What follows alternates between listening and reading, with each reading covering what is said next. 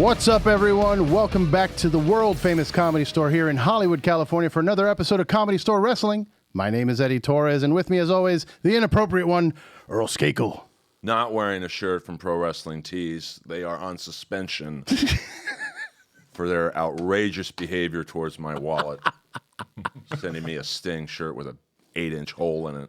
And we still haven't heard from them. We're hoping, I'm doing a call to action. All of our fans and listeners, just let PWTs know Earl got a hole in his Sting shirt. It's the power of the internet. Just send him another one. That's all we want. We don't want free shit. Just send I him do. Well, okay, maybe we want some free shit. I'm 54 and wore a Daddy Ass shirt the other night. Just wear a shirt that says loser on it. Oh, man. And let's get to our guest. Yes, today we have a very special guest. We had a very difficult time getting him in the building because of his height. He's 7 feet tall, and you cannot teach that. Big Bill's in the house. How are you, brother? I'm excellent. How are you? Good, good. Are you actually 7 feet tall? No. Okay. 6'10", maybe 6'9.5". All right. Right around that. Kayfabe. But in the boots, 7 feet. Okay. Yeah. It's not like those old school WWE where it's like 500 pounds. No. 8 feet tall. Not exaggerating like that. all right. Especially with the Timbs that I wear now. Yeah. Yeah, I'm about 7 feet in those. I figured because we took a picture the other night here for our special after party for the AEW Dynamite we had with the Hollywood Hunk. And we took a picture, and I was eye level with your armpits. Yeah. And it was kind of like I had to make sure I was like, oh, shit, okay. How did they smell? It was okay. It was nice. Oh. It smelled like deodorant. It didn't smell bad. Very nice. If he smelled bad, would you tell him? Yes, absolutely. I'd be like, you smell great, Bill. Yeah, no matter. No, I would tell him. I don't care. You gotta get it clean. You gotta present yourself. Yeah. I think I shower pretty consistently. Yeah. How many showers are you doing a day? Two? Two a day? Yeah. Okay. I barely make it to one a week. I'm just kidding. You don't have to tell us. Hey, I don't smell bad. All right. Anyway. So Big Bill, welcome back to mainstream television wrestling. It's good to see you out there. You look in the best shape of your life, which you can attribute to DDP, I would say. I mean, did that help you get into that shape? DDP UI? He doesn't like yoga. He helped me a great deal to kind of be honest about things I was going through and whatnot.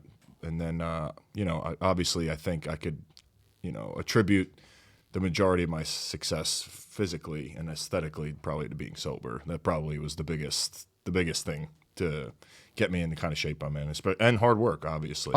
Yeah. But it's good to be back on mainstream television, and it's good to get those texts every time I'm on TV that say, "Hey, buddy, you look fantastic." So it just lets you know you're going at the right pace in the right direction. No, man. So, okay. So I don't want to get deep right away, but you're mentioning that your sobriety did help your shape. So you weren't in like awful shape before, but there's obviously a difference. Yeah. I mean, what was the drinking like in that time that, there was such a difference?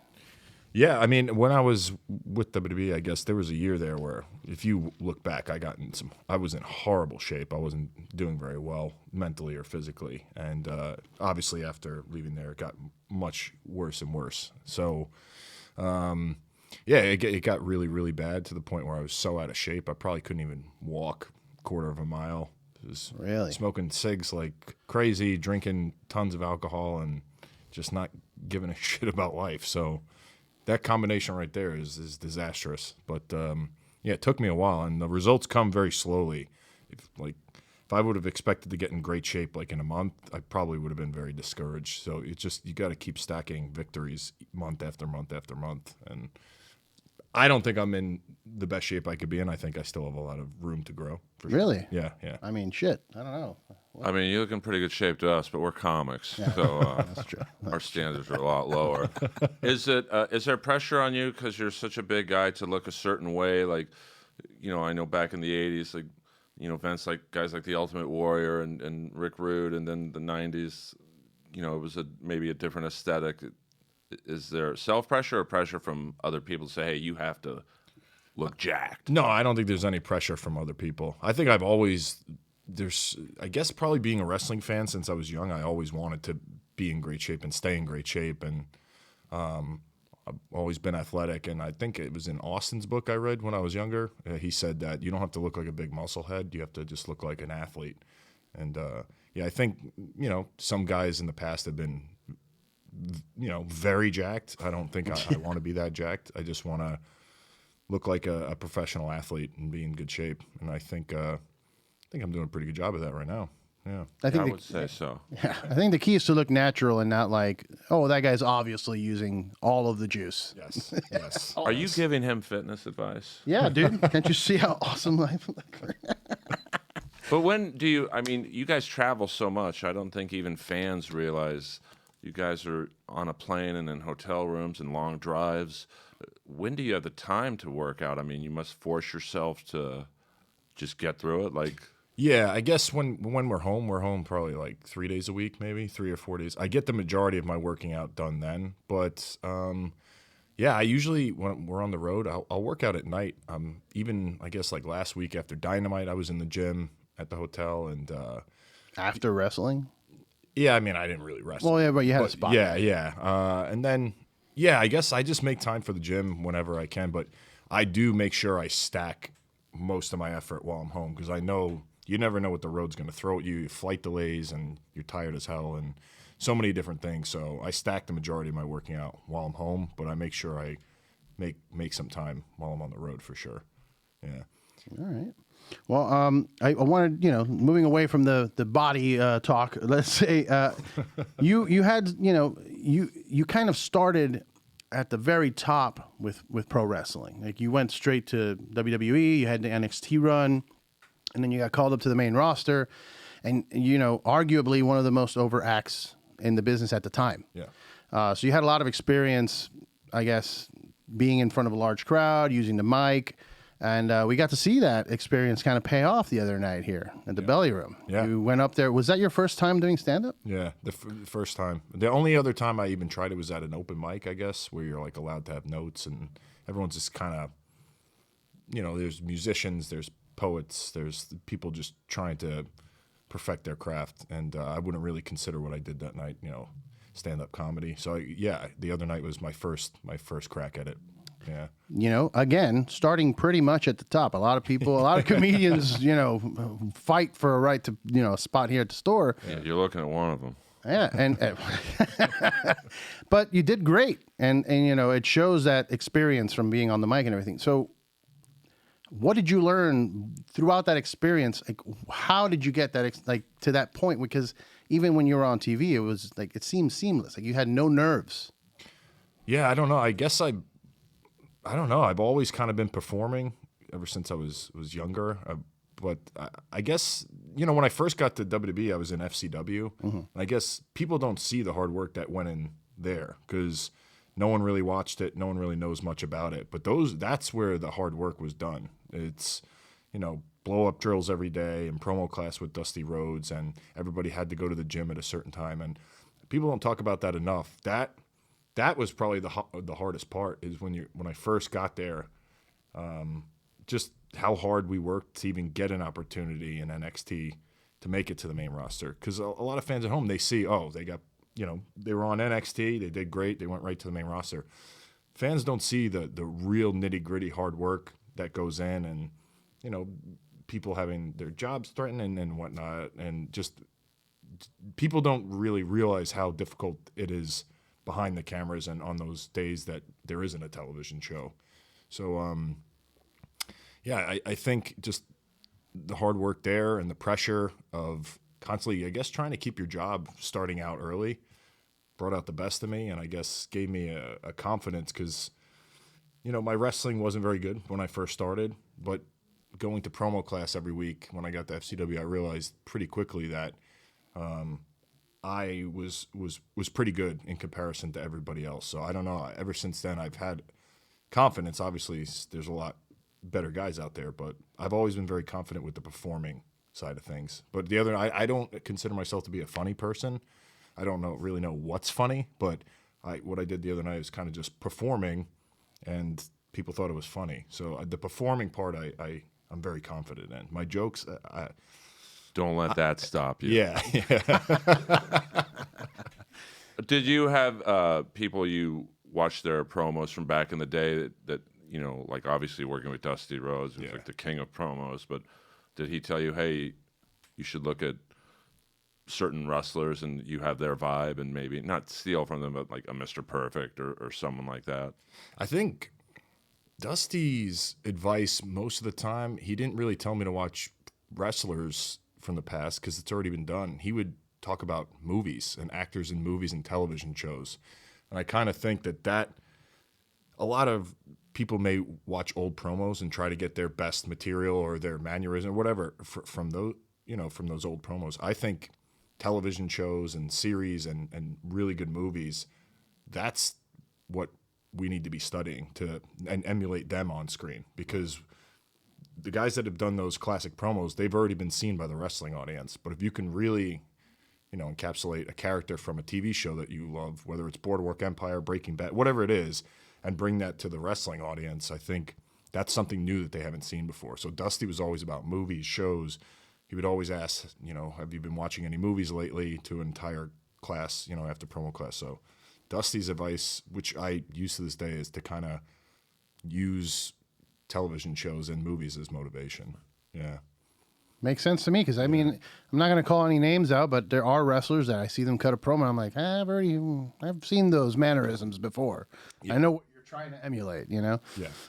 So you mentioned when you were younger, you had performance experience, but what was it? Was it stage? Like, what were you doing? Oh, no, not performance experience. So since I was little, like I would perform concerts for my family in the living room. Ah, okay. Yeah, things like that. And, you know, always kind of performing for my friends and things like that. I never had any sort of stage You didn't do like training, a school play or anything? no school plays, nothing like that. Just kind of always putting on skits, even around the house. Now, you know, my fiance Lexi can tell you, like, around the house, I play different characters. And if anyone would see from the outside, they would think that I'm fucking crazy. but I'll have conversations with myself as two different characters just in the middle of the living room and stuff. And I'm constantly always doing things like that. I don't know why. It pops me, so I do it. So I just constantly play these different characters. I call it workshopping different characters. My question is, when were you ever little? Oh, back in the day. Yeah. I mean, I was 5'8" my sophomore year of high school. Oh, really? Yeah, and then I grew to 6'8" by the end of high school. So, Oh, boy. yeah, I got bullied a little bit in high school and things like that. I was a tinier guy. Do you think the bullying had to do with the growth, you think? Did they bully you into growing? Yeah, genetics had nothing to do with No, it. nothing. Diet, no. It was the bullying. All right.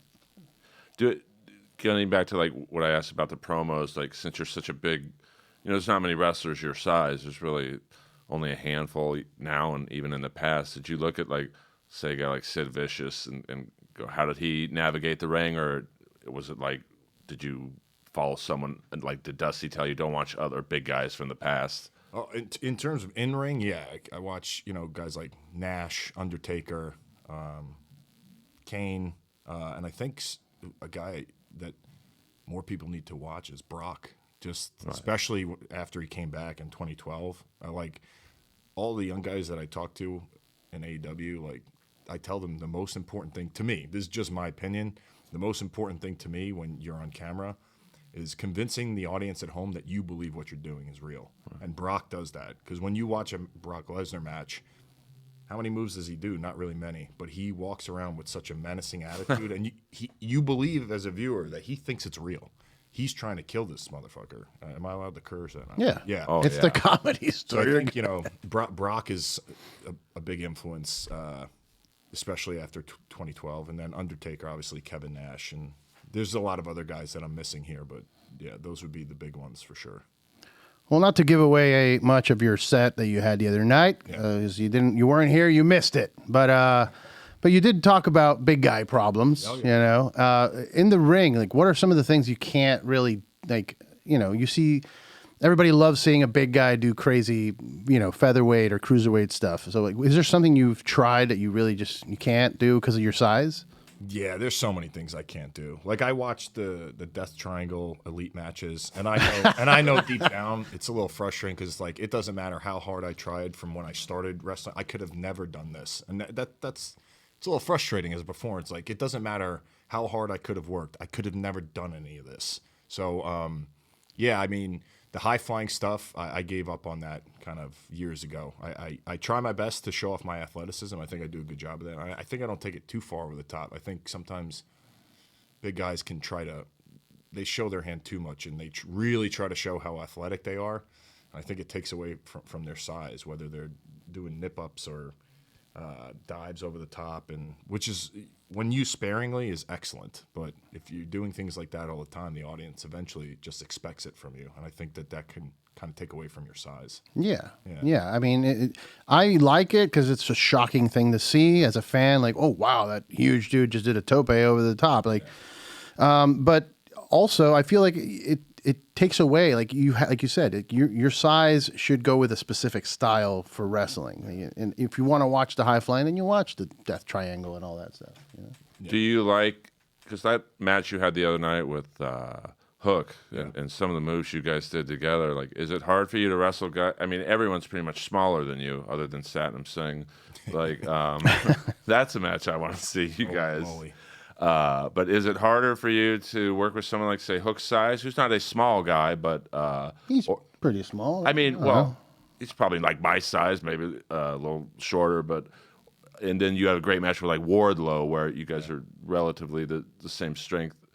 Like, do you prefer wrestling bigger or smaller guys, or does it matter? I think it's easier wrestling smaller guys because the story is pretty easy, especially when I'm a heel. I'm just a big bully, and people will get behind the babyface who's way smaller because I just beat the shit out of them, and the fans immediately get sympathy.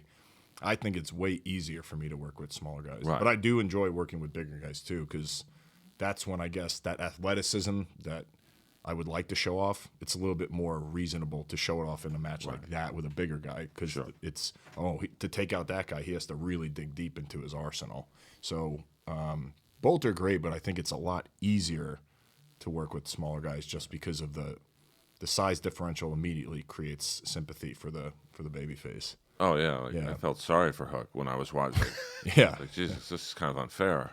And then when he tosses me over his head, the crowd loses it. That was There's not many moves from the last, say, 5-7 years that I'm going to remember that for a very long time. That's awesome. I'm glad we did it. That was impressive. Yeah. So I wanted to hear your thoughts on the current state of what's going on with pro wrestling in terms of like AEW's working with multiple companies. This is something that we've never seen before. I mean, are you a fan of this, bringing everybody in? Are you more of a old school traditional, like, territories type of guy? What are your thoughts on that? I think it's awesome, kind of letting everybody work with whoever, and different companies working with each other. It gives the it benefits the fans the most, which is really the most important part of the game, is entertaining the fans. And for the talent too, it's getting to work with new guys and having different matches, different styles, and really challenging yourself. But the moral of the story for wrestling is you got to entertain the fans, and they're winning because of this. So I don't know how anyone could disagree with it. I think it's incredible because, like I said, the entertainment factor is there, and the fans are benefiting, and I think that's really what matters the most. I think it's mostly the old school heads that are just mad. They're like, oh, well, why are we mixing it up? Everything is weird, and it should just be this company. It's like, I don't know why people do that. As a fan, again, I would love to see, we would love to see WWE versus AEW stuff. But obviously, there's still stuff going on, and some of those old heads are still, making calls. Who knows? You believe Yahoo. Oh, yeah. Yahoo's out of control. My head started spinning over the matchups. Like, if you read it online, it's true. I mean, if it's on the internet, it's real life. If it's on a wrestling site, it's got to be true. Yeah. Is there someone from, like, say, New Japan that you would, be interested in? Yeah, I want to work with Hikuleo, man. I really think that would, like I was talking about before, being able to dig deep into the arsenal and pull out some more athletic things and show people what I can do. Hikuleo would be perfect. I think that's a match that I'd really like to have. Have you worked New Japan before? No. I've never worked with New Japan or for New Japan. Are you interested? Yeah, for sure. Yeah. All right. Well, maybe I'll make a phone call for you. I'm just kidding. But I can see you killing over there because they love, the bigger, wrestlers, and there's not really too many guys your size, if any, over there. Yeah. So I think you'd be very well received, and you're such a good bad guy. I mean, you're so nice in person. Oh, I appreciate that. You're a great bad guy. I was going to say another word, but you're believable as a bad guy. I appreciate that. Right. Yeah. Well, you're also believable as a face too. I mean, like that run you had in WWE with Enzo was, you guys were faces and Yeah. super over with the crowd. Speaking of that, like Enzo's been he's been working some of the indies and all that, but is there talks of possibly bringing him over, doing a tag thing again with him at some point? I know you've tagged, I think last year maybe you had a match. Yeah. The last time I tagged with him was against the Hardys in Northeast Wrestling. Yeah. So on indie shows, I've worked quite a bit with him the past few years. I don't know of anything that's being talked about. I don't know of anything that's ever being talked about. So I kind of like to show up to work with a clean slate and a fresh mind, and then get to work when I'm told what's going on. So I don't know of any plans, and I don't know what possibilities are. But as of now, right now, I'm on my own in AEW, and he's doing his thing, and who knows where he'll end up. He's entertaining as fuck. So I think he's in XPW in New Jersey, which is a pretty wacky company to work for. is it?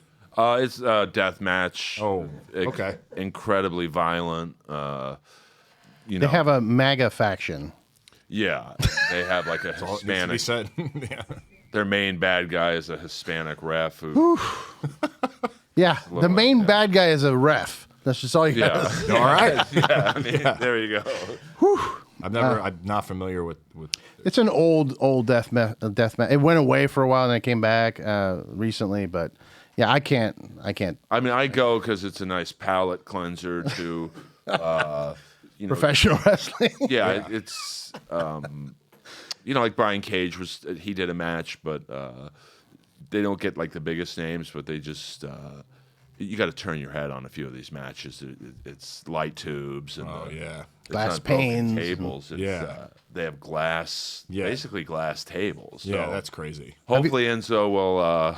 Avoid the glass tables. Yes, Yes, and, I hope. meet you down the road. Yeah. Have you ever done a crazy death match? Never done a death match. No, I've done hardcore matches in Impact, but I've never or a bunch of different stipulation matches. But I've never done a death match. It's just like tons of blood, like you were saying, light tubes, and the most hardcore match I've had was with Brian Myers in Impact, which was pretty. It was pretty awesome. Mm-hmm.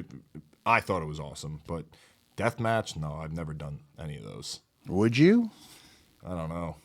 Yeah, probably. I mean, yeah, probably. yeah, I mean, Depends if the money's right. Presents itself. If the money's right too. Yeah, but yeah, I mean, I could see myself doing something like that. I don't think the money would be right in XPW. They asked me to help clean the ring once. Oh. I'm just here As a fan. clean the ring. Oh man! So I wanted to ask from your perspective, from your personal, experience, the differences between working because you've worked Impact, you've worked ROH and AEW and WWE. Like, what are some of the big differences? Is it like WWE? Obviously, from a fan perspective, feels like a television production, whereas AEW and all the other ones feel like a pro wrestling show that's got higher production than just a regular. Bingo hall. But what are any big differences from working with all those companies? What can you say is a major difference for you? Man, well, the schedule with WWE is a lot more rigorous. Just right, because a lot more traveling. They have house shows, live shows. Every weekend. So the traveling and the being on the road is a lot longer periods of time. I guess. Impact was a good Impact. It served a purpose for me. It was a really great place for me to hone my craft and coming back into wrestling and get a lot better, improve promos, improve my work in the ring. But AEW is live television, and there's nothing more stressful than live television. And I know that from being in WWE. Live television, having to perform, you only get one shot. If you mess something up, everyone sees it. So AEW is a lot more. There's a lot more pressure than Impact for sure because everything's live and you have to nail everything. And but yeah, AEW I guess is just right now it's the right place for me, man. It's a good place to be, friendly atmosphere. I'm traveling with my fiance, which is a huge plus. She's in the room. Yeah, by the way, the room is full of people. Yeah. This is the by biggest the crowd way. I've ever been in front of in about 2 weeks. So We'll just give a quick shout out. We got Giancarlo over here, AEW video producer extraordinaire. I can't see. RJ City's back there. There he is. I can't see anything. The lights are blinding me. We have your fiance's here. Lexi Nair is right there. Oh, yes, there you are. Yeah. And Giancarlo's girl, too. and John Sosis, the And brains Mr. behind Sosis. this podcast. Yeah, this I'm is just the- the humor guy. These two guys are the brains. Yeah. Oh, please. All right, going back to what we were talking about, I wanted to bring up, since we mentioned ROH and Impact and everything, there was a moment in ROH history when they did a super card with New Japan, and you showed up at MSG with Enzo. Yeah. A lot of people speculated that it was a shoot. A lot of people then realized that it was, you worked yourself into a shoot. But tell me how that all, apparently it was never spoken of again, but Never. what was, what? Ghosted. Ghosted. Yeah. So it was a work shoot. Yeah, it was a work shoot, and then after it happened, no one responded to emails, texts, or phone calls. That's so weird. Yeah, I don't know what happened. There must have been major heat or major backlash on somebody, but it got a lot of attention. It wasn't even on television, and it was the #1 trending thing in the world, over the Final Four and the WWE Hall of Fame for hours. And it wasn't even televised, so I don't know. It got a lot of attention, some good, a lot bad, but nothing came of it. Just complete ghosted. That's weird. I mean, It is weird, yes. It seems like there might have been trouble there, and obviously evident since, now they are part of AEW. The company almost shut down completely and disappeared, but Tony Khan saved them and Yes. brought them back to life. Yeah, he did. So you're now in AEW working, you're part of the firm, Yes. but do you need him? I feel like you don't need him. You're such a star. You were so over everywhere else, and like you said, trending over everything else when you weren't even televised. When can we see a solo independent run for yourself? It's going to happen eventually, yeah. I mean, it's a mutually beneficial experience right now for everybody in the firm, getting opportunities, helping each other out. As far as a singles run without the firm, I have no idea. Right now, we're kind of just doing what we got to do to find success in AEW, teaming up, whether that's, tag team matches or helping each other backstage or whatever it is.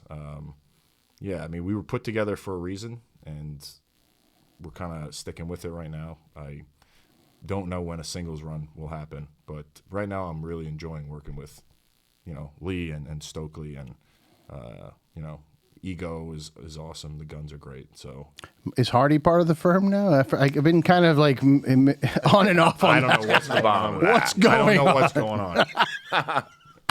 As I turn, I'm like, okay, well, now Ethan's trying to be Jeff Hardy. What? I don't know. It's an interesting faction because I don't know who's in it. And at first it was MJF's thing. Yeah, I think whatever was planned kind of got kiboshed pretty quickly. So then it was. Yeah, we won't speak about why.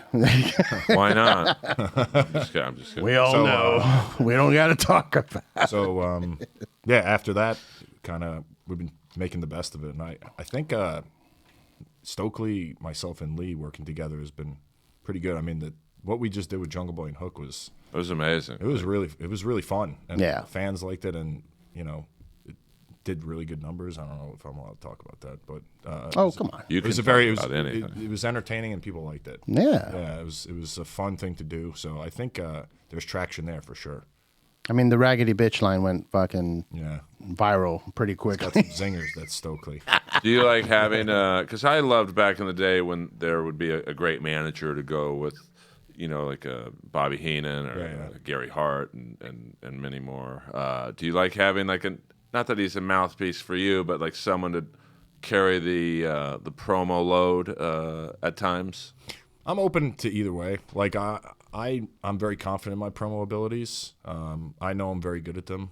I don't know who knows or who doesn't know or who thinks I am. Or I am very confident. I know I'm extremely good. But yeah, it takes some pressure off, especially having Stokely do the majority of the talking, if not all of it. You know, I don't think I've even uttered a word on AEW television yet. So it's been nice to have Stokely do that for me while I kind of get accustomed. So yeah. That's a good point. I hadn't thought about that. What if it ever happens? I'm extremely confident. Yeah, you're ready for it. Yeah, very ready. I think the fans are actually kind of probably wondering, like, oh, we know he's good. I would love to hear you do a live rounds promo, because we'll see one day. You know, maybe make people wait for it.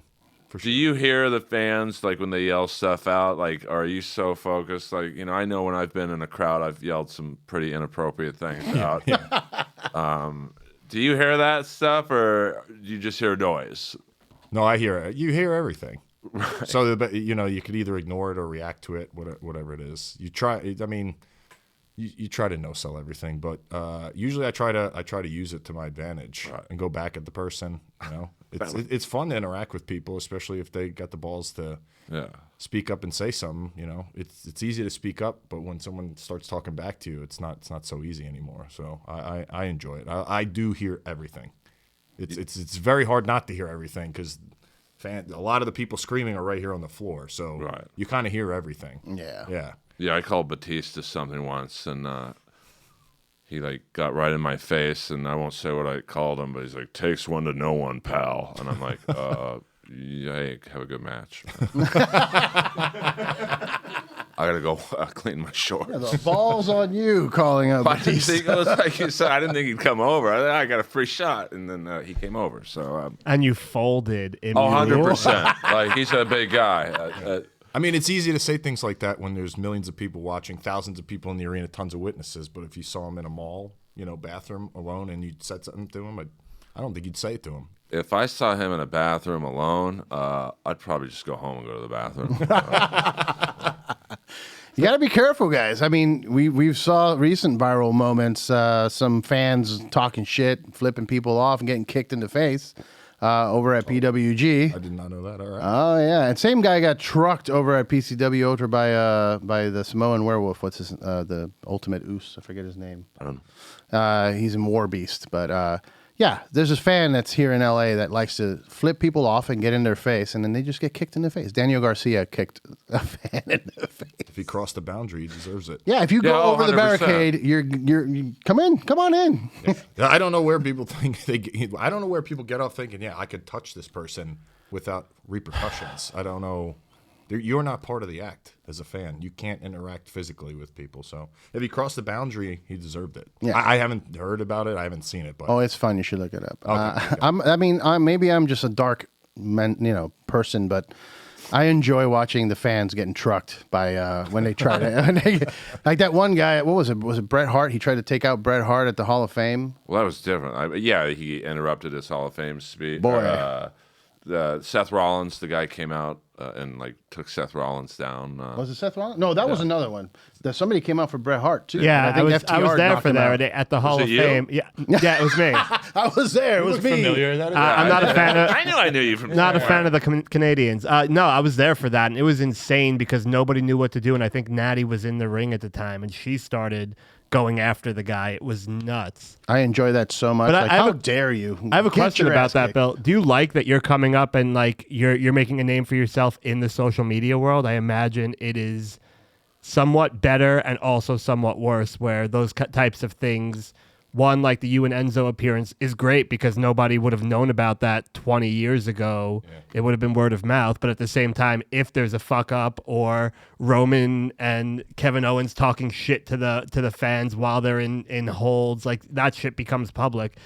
Are you happy that that's part of your path in the industry? I think social media has done wonders for promoting, the performers and everybody, but I also think there's a lot of negativity on social media. Yeah. Social media is, and no matter how hard you try to block it out, as humans, we're just designed to gravitate towards negativity. So if there's one positive comment, or 10 positive comments here, or even 100 and one negative, you could read all 100 of them and feel good about yourself, but you're only going to focus on the one. And some people out there they just want to hate. They just say things just to hate. They'll hate anything. You could do something this way and they'll hate it, but if you did it that way, they would have hated. They don't know what they want. They just want you to do something that they can criticize, and they'll find a reason to criticize it. So A lot of them do it just to get you to respond. yeah, I think that's a lot of it too. They just try to get notoriety or try to get you to respond to them. So yeah, I mean, it's great for promoting a brand and it's great for getting people over, but at the same time, there is a big negative aspect to it. It's just people on there just intentionally trying to be negative, and I don't appreciate that. If you had to pick one coming up without social media or with social media, which way are you going? Without. Really? Without, 100%. Interesting. I'm not a big social media guy myself. I just nothing against it. I'm just not the biggest social media guy. I would have preferred without it. Yeah. I mean, there are so many trolls out there who just say anything to get likes. I don't know who they are. Comedy Batman? How many Comedy burner accounts do you got?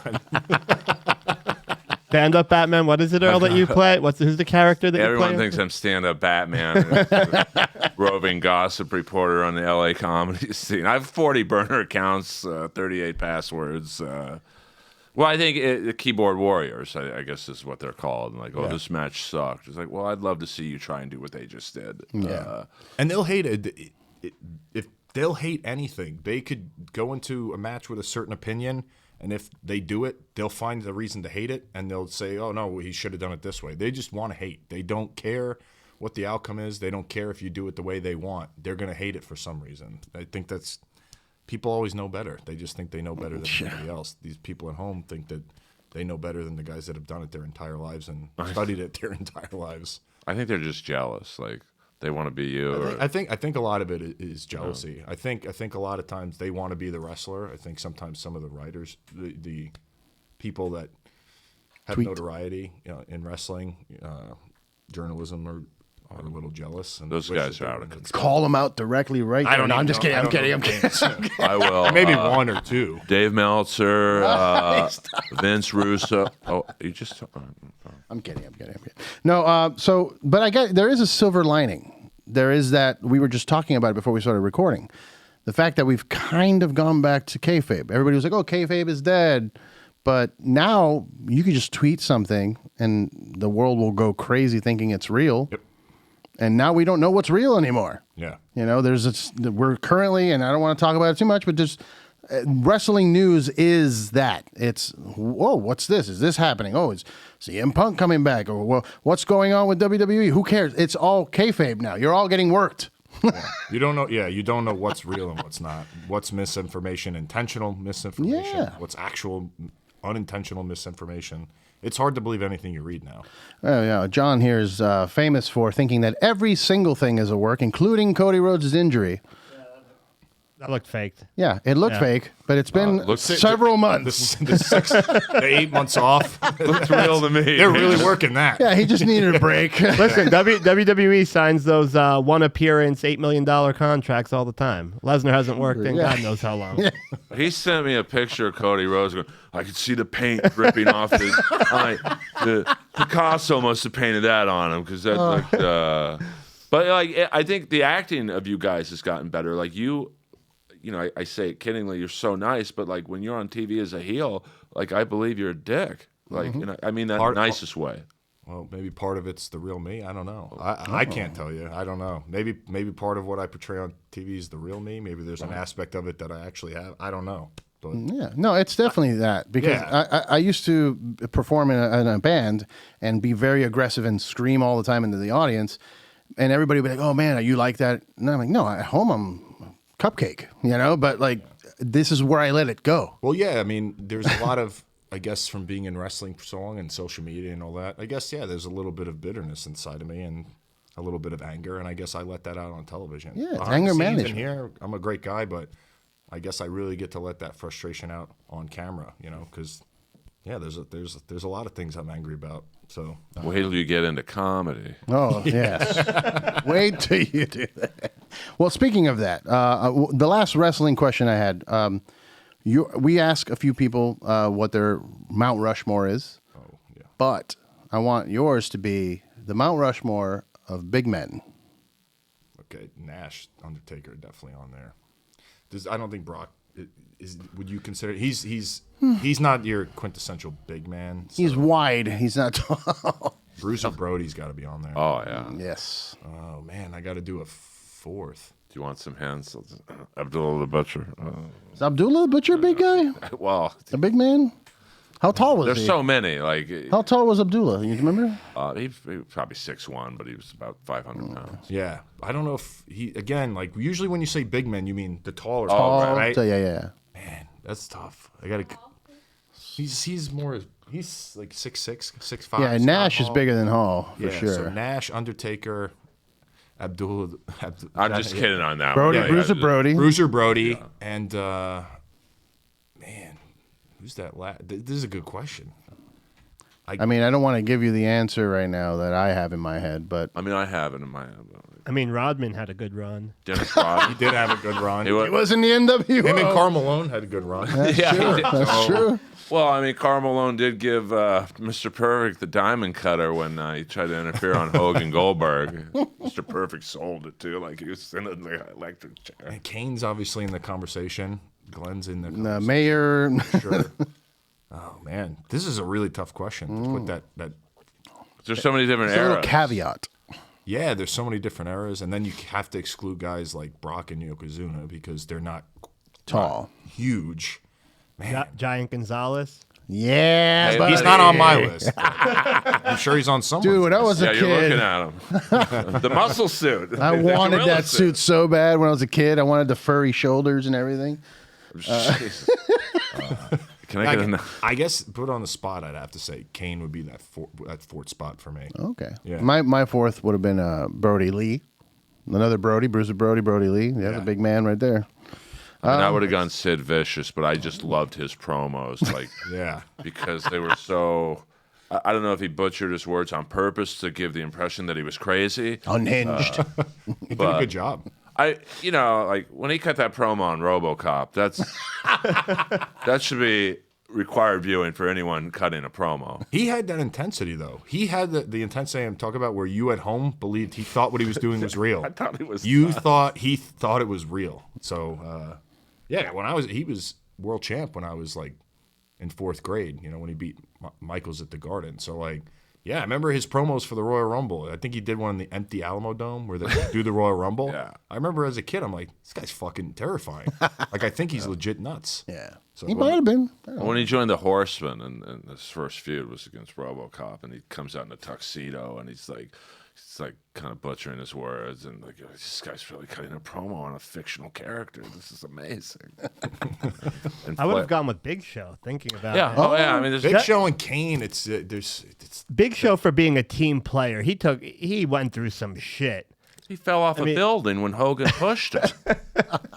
he's awesome. He's helped me a great deal in AEW. But, No, he's Paul White, I guess. Yeah. Paul official name is White. Paul White now. No more BS. But yeah, he's definitely that fourth spot is tough. I'm gonna have to think about that fourth spot. You put me on this, but those first 3 are definites. Okay. I mean, Andre the Giant is like we I don't mean, even that's- think of him like Yeah. Yeah, because he's for an older generation. and because I didn't grow up watching him very much. I was too young. But yeah, I'd have to get back to you on that fourth spot. This is a good question. So when you were younger, what was the first wrestling that you remember? Like, since you say you didn't see Andre much, what was the first thing you saw? I went to a show at the Garden when I was very young. I think it was 92. It was like right before WrestleMania 8. It was like the Battle Royal where Sid cheated to eliminate Hogan out of the Battle Royal. That was my first wrestling event ever in Madison Square. And I vividly remember it because there was a match with the Bushwhackers and the Nasty Boys. The Nasty Boys were definitely involved, and someone got beer thrown on them, and the cops had to come ringside. It was like a big deal. I remember that. So that's my first wrestling memory is that show at Madison Square Garden. So that was 92. So after that is kind of my memory of wrestling began there. Okay. it's a solid start. That's Yeah. a good start. Yeah. I have one more wrestling question. Yeah. What's the feeling of backstage? Because it just seems like you came into AEW at a time when they were doing all those big reveals of former WWE guys coming over. Did you feel like it was going to be an uphill battle, or do you think that you were really being accepted as someone who comes from this big place that could help these guys that haven't been exposed to the amount of exposure that you have? Like, what was that like? I think when you first go I guess when you first walk in the door, everyone's going to be suspicious of the new guy's motives. You know, Yeah. You have to gain trust with, you got to gain trust with the people at the top, whether it's office people and the talent. So yeah, when I first came in, I guess you're kind of getting a feel for people, and I'm there to help the team. That's what I'm there to do. I'm there to help the product, to help us grow. However that, I'm not booking the show. However, the people that are in charge that know what the fuck they're doing, because I've learned I don't know what the fuck I'm doing. Whatever they think is best for the company, I'm in for that. Let's fucking do it. And I'm going to do it to the best of my ability. So but coming in, people don't know that. They're thinking, well, what is he trying to do? Is he trying to step on? No, I go to work. I work my ass off, inside and outside of work. I put my head down. I kind of tend to myself. I try not to get involved in a lot of noise. Tend to myself. Bust my ass. Try to work harder than anybody else in the company, and just do what I'm fucking told. Because I've learned a lesson from being in WWE, and whoever signs the checks, they're the one telling you what to fucking do. So if they want me to do something, I do it to the best of my ability, and hopefully they like it. But I'm not going to, I don't know, man. I'm not there to politic and do all these slimy things to try to make myself look bad. I don't give a fuck, dude. I really just want to help the company grow. I'm a team player, dude. Consider me man, I don't know, Scottie Pippen or Dennis Rodman when he came to the Bulls and finally got in line. I'm there to help the team. That's what I think. I thought you meant when he joined the NWO. That too, yes. I got my Rodzilla NWO. Yeah, that too. Well, to talk a little bit about comedy before we go, I wanted to ask you, who's your favorite comedian that's active right now? That's active. Oh man. Well, I'm obviously, setting you up. Present company excluded. There you go. Yeah, of course. That's the disclaimer in the beginning. Okay. Man, I don't want to butcher people's name. The guy that I've been watching most, there's so many people. Nate Bargatze. Yeah, that's perfect. He's fucking awesome. Obviously, there's so many. Bill Burr. I guess the first guy that I ever started following I've always watched comedy. The first guy I had to keep looking at his YouTube videos was a guy named Brett Ernst. Oh yeah, Fucking awesome. yeah, he's a great guy. Nate Bargatze is amazing. There's so many people, but right now, if I had to, and Tom Segura. So right now, those are the people that I would say, my favorites. It's a good group. But there's a ton of other names there. Yeah. What gave you the itch to try comedy? I don't know, man. I feel like I was watching some comedy specials, and I was like, I'd like to give this a try. I might suck, but I might be good. I don't know. But I think that if I work hard enough and kind of hone my craft, I could maybe become good at this one day. And then Hunk. The Hunk? Yeah. The Hollywood Hunk.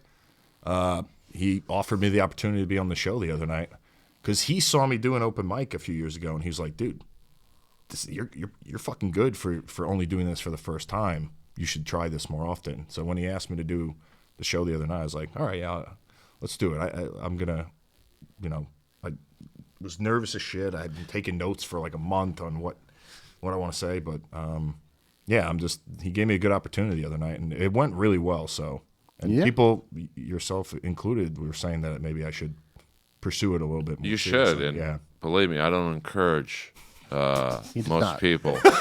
He does not. I promise. I can assure That you is a shoot. I'm like the ultimate warrior of the comedy world, just bitter and angry. But you have a stage presence that you just can't teach. And it's got really nothing to do with your size. You just command. I mean, you played in front of 20, 30, 40,000 people. So that's just something. And you're likable, which is... You already got two categories ahead of me. It's almost unfair. It's almost unfair, really. Actually, don't get into comedy. How are your nerves compared, like doing a spot in the belly room here versus like way more nervous here. Really? Than like a big crowd, an arena? Yeah, it's because it's so new. It's so foreign to me, and I know if things go wrong in a wrestling match or a promo, I've been doing it long enough where I know, okay, shift gears and get back on track. If something goes wrong while I'm up on stage doing a stand-up set, fuck, dude, I have no plan B. So I'm going up there knowing if these people aren't laughing, you're fucked. So I was super nervous the other night. Take a note from Bert Kreischer. You start bombing, just take your shirt off. Yeah. You'll be fine. Well, on the Ric Flair roast, I won't say the person's name who was bombing, but there was someone bombing. You should No, totally I'm say a the huge name. fan of this person, so I don't. And Bully Ray leans over to me and goes, "Hey, Earl, what do you do when you start bombing like this?" I keep going. And so, I mean, it's because I think in comedy, it's just you up there. Like, Yeah. if you have a bad match, you could say, as the other guy wasn't the best, or he blew a spot, or comedy, you can't blame the curtain behind you. It's like it's on you. And there's no one there to help you. No. If you're not on your A game in wrestling, the opponent, the ref, everybody involved can kind of Right. help you and be like, all right, we got to fucking make this better. But when you're up there on your own, it's you. You're the only person. Yeah, that's another scary part of it. And crowds may not admit this, but everyone loves to see someone bomb. Oh, yeah. It's like it's fun for It's the like audience. that car. It's that car wreck Yeah, thing. 100%. People love to see it. But Yeah. like you have potential, and it's just a matter of doing it more. And Getting reps. I already looked up some comedy clubs for you in Fresno next week. Fuck yeah, dude. There you go. It's not a lot in Fresno, I'm going to be honest with you. I get you a bar gig, but some comedy store in Fresno. But if yeah. you did that, like every city you're in, Yeah. like if you're in Alabama, there's a big comedy club there, and wherever you guys go, there's pretty much a comedy club in every city. So like, That's kind of I would love to do that. I guess now I have some connections in the comedy world. well, you're in trouble if I'm the first connection, but like they'll look at your social media and go, they'll probably headline you, like they'll be like, hey, 400. So, Yikes! I'm not ready for that. but they don't care about that. Yeah. This guy can one tweet or can Instagram get people story. to go. Oh, they just want a name that they can put a parentheses underneath with like credits. Yeah. Oh, as seen on TV. Yeah. It's all work. Yeah. I get it. Like, hey, listen. Yeah. I mean, he does it. Earl but I Skakel don't. from the Jellies. This guy's out of control. I'm sorry. I'm calling. I don't think you're that out of control. I think you're being pretty reasonable. I know. No offense. Oh boy. See, I got a big bill on If my you weren't a foot side. taller than me, I'd kick your ass. And 100 pounds heavier, and never mind. So, I mean, are you going to pursue this? You're gonna try and do more stand up? You're gonna so, yeah. you're gonna go for it? For sure. I mean, I didn't expect it to go that well the other night. So, and I think it's fun as shit, man. And that feeling, that's a really good feeling when you come off stage, that adrenaline rush. It was awesome. So I'm definitely going to pursue it. I've already been like taking more notes and stuff. And I saw you get emotional when you got up. You got up and the crowd was going crazy and you were kind of like taking the moment like, oof. right before I hit my first joke. Yeah, I was like, wow, okay. That's good. That's a good feeling, man. That means you're doing it right. I mean, whatever, like if you feel nerves like that, that means you're doing the right thing, I think. Yeah. But you should feel nerves. Yeah. Like even someone like you who's performed in huge pay-per-views and even in LA that night, 11,000 people at the Forum, and then you're in a room full of maybe 100 people, and Cotton-mouthed and sweating. but that's good. It shows you care. Yeah. So, and you have an instant fan base, which most comics starting out they don't. Like, Yeah. So And I think what made it easier is, I don't know, when I was up there, it was kind of just like a conversation. right. It wasn't like an act. Or I wasn't putting on a show. I really felt like, well, I know what I'm going to say, but this is kind of just a conversation. Right. And the lights blinding you so you can't see everybody, that also helped for sure. Couldn't see anybody in the crowd. That was nice. Cool. Well, let's get you up there to watch some comedy now. Oh, How fuck about that? Let's have a good time and hang out. Thank you so much Thank you. for Thank coming you. back. After you could have been a one and done deal for you. You did your show and you're like, I'm good. But you came back. Thank you for spending time with us. Yeah, thanks for having me, man. Where let people know where to follow you on social media and all those things, even though you don't really use it that much. I think my handle on both is Twitter and Instagram is the CazXL, TheCazXL. Okay.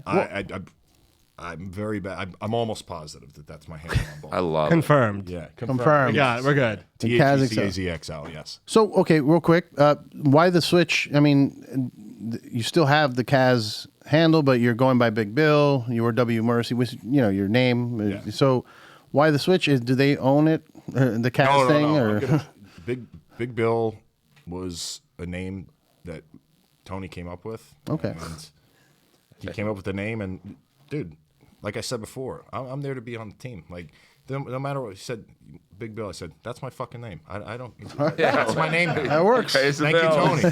Yeah. And the thing was, like, again, I had to trust the guy who knows what he's doing. Because anytime someone says a name for the first time, you're like, I don't know. But now walking around backstage and then walking outside the arena and stuff, people, Big Bill, Big Bill, Big Bill. It's like caught on, so I dig it. But as far as the handle goes, I'm working on that. It's not that easy to transfer verified accounts and all. Right, yeah. Yeah, and a lot of Big Bill stuff is taken. So, but the handle will be fixed within the next week or so. Okay. I bought them all. Yeah.